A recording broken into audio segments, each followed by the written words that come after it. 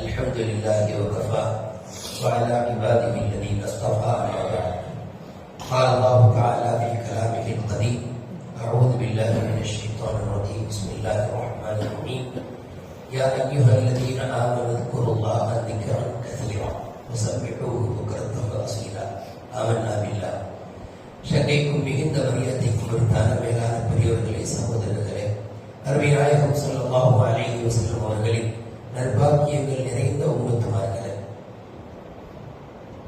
அல்லாஹ் ரப்பல் ஆலமீன் இந்த உம்மத்திற்கு குறைவான ஆயுளை கொடுத்ததினாலோ என்னவோ அல்லாஹ் தஆலா இந்த உம்மத்திற்கு மாத்திரமல்ல, உம்மத்தின் நபியாக வந்துதித்த அருமை நாயகம் ஸல்லல்லாஹு அலைஹி அவர்களுக்கும் அல்லாஹ் தஆலா வழங்கிய ஆயுள் 63 வருஷங்கள்.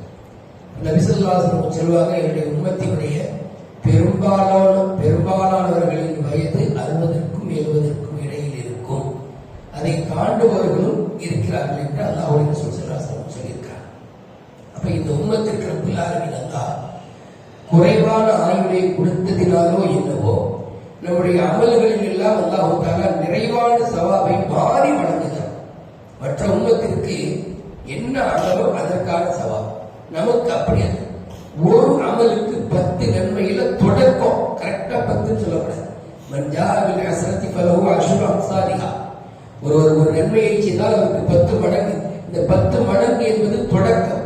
அதனுடைய தொடர்ச்சி என்பது சென்று கொண்டே இருக்கலாம். நம்முடைய இக்லாஸை பொறுத்து, நம்முடைய அந்த ஒரு தக்வாவை பொறுத்து அதற்கான சதவிகிதங்கள் அதிகமாக கொண்டே போகலாம். அப்ப இது மாதிரி ஒரு ஏற்பாடுகளை அல்லாஹ் வச்சுக்கிறான்.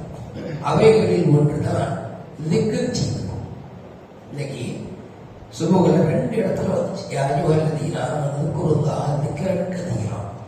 ஈமான் கொண்ட மக்களை நீங்கள் அதிகமாக அல்லாஹ்வை திக்ர் செய்யுங்கள். முன்பு ஒரு ஆயத்தில் வந்துச்சு. உம்மு சலமா ரலியல்லாஹு அவர்கள் நாயகத்திடத்துல கேட்கிறாங்க, நபியுடைய மறைமுகத்தில் ஒருத்தவங்க, ஏன் நாயகமே, குர்ஆன் ஷரீஃப்ல எங்க பார்த்தாலும் அல்லாஹ் வந்து ஆண்களை தான் கூப்பிட்டு பேசுறாங்க. யா அய்யுஹல்லதீன ஆமனூன்னு சொன்னா ஈமான் கொண்ட ஆண்கள் என்ன அதுக்கு பொருள்.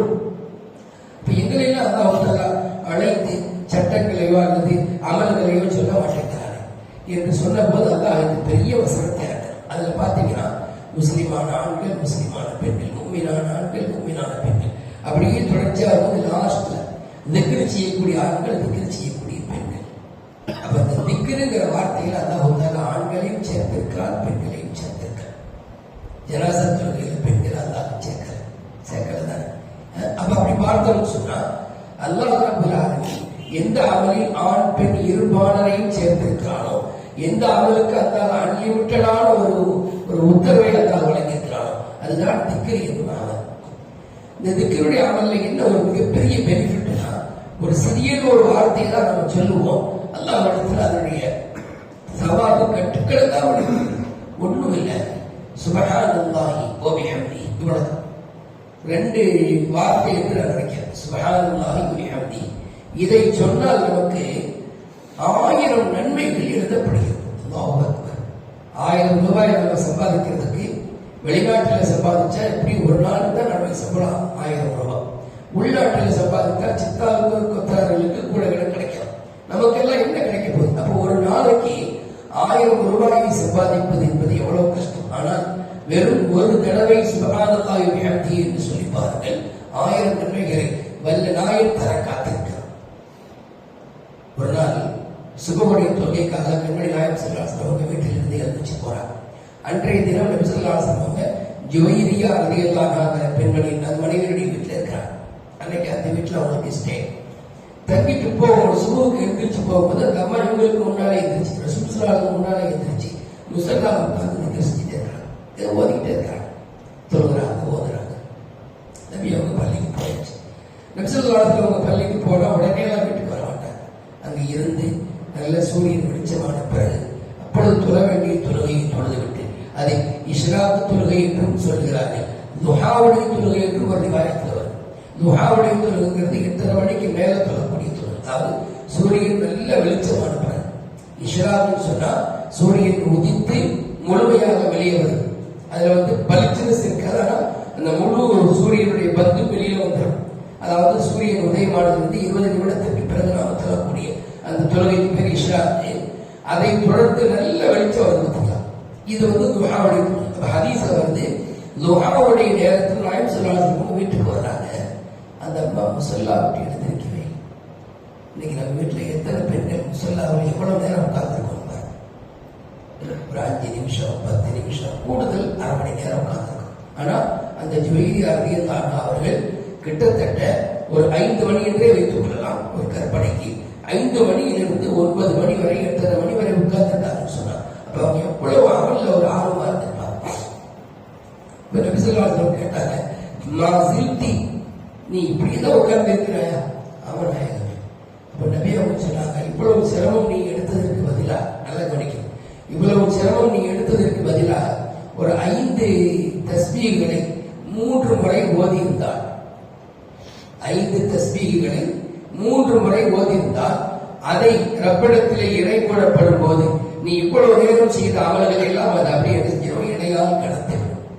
இவ்வளவு நேரம் 2-3 மணி நேரமாக நீ செய்த அது குர்ஆன் ஓதிருக்கலாம், அல்லது தஸ்பீகை செய்திருக்கலாம், ஏதேனும் ஒரு தொழுகையோ நஃபிலோ தொழுதிருக்கலாம்.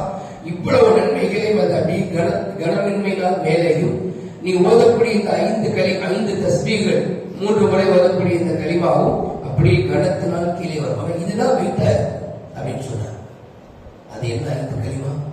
நம்ம எல்லாருக்கும் தெரிஞ்ச ரொம்ப மனப்பாடமான கலிமா, யாருக்கும் எல்லாருக்கும் தெரியும். சுப்ஹானல்லாஹி வ பிஹம்திஹி அதத கல்கிஹி, சொல்லுங்க,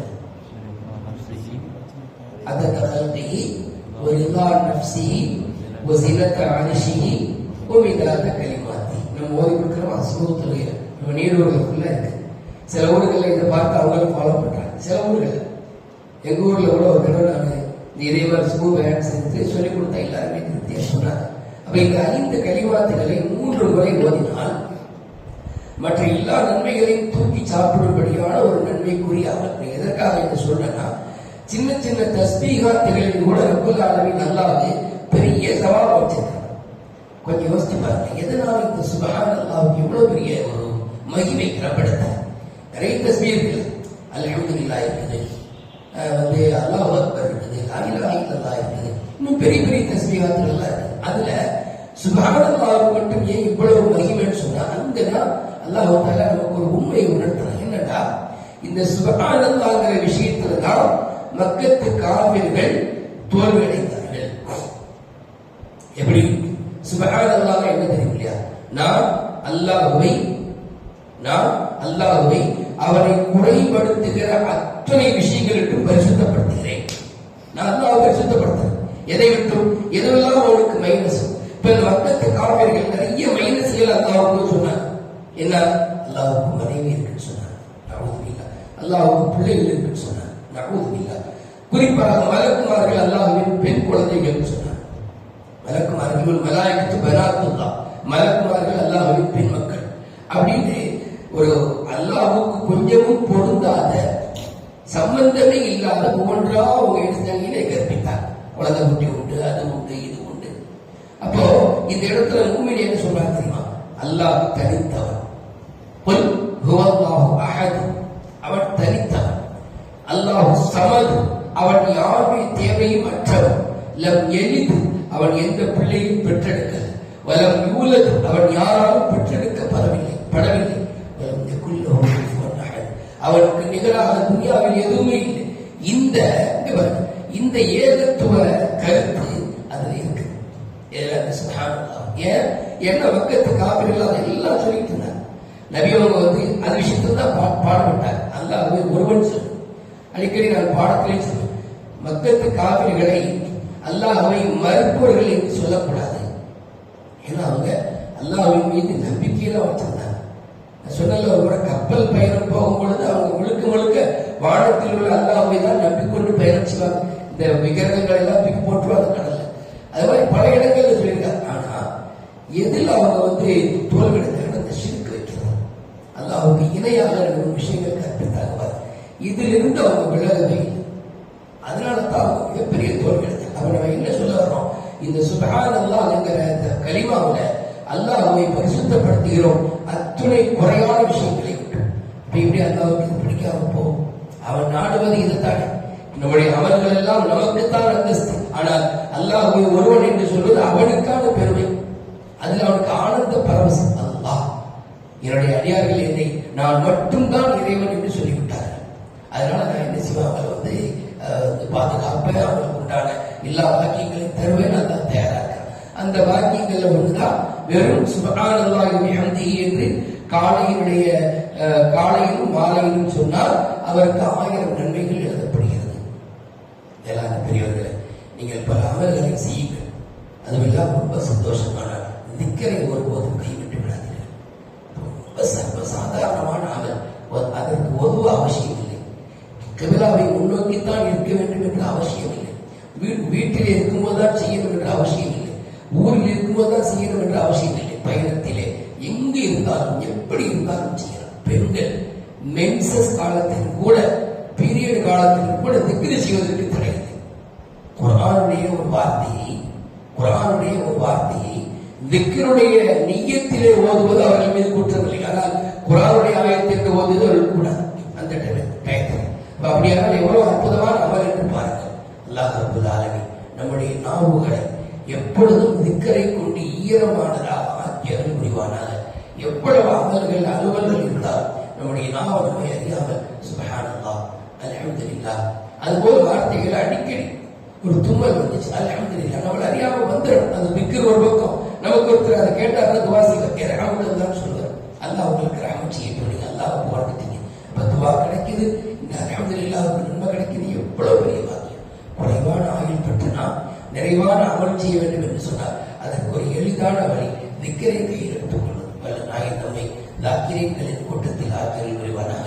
நம்முடைய தாய்மார்களை, சகோதரிகளை திக்கர் செய்யக்கூடிய பெண்களின் கூட்டத்தில் ஆக்கிரல் புரிவானாக. ஆமீன் ஆமீன் யா ரப்பல்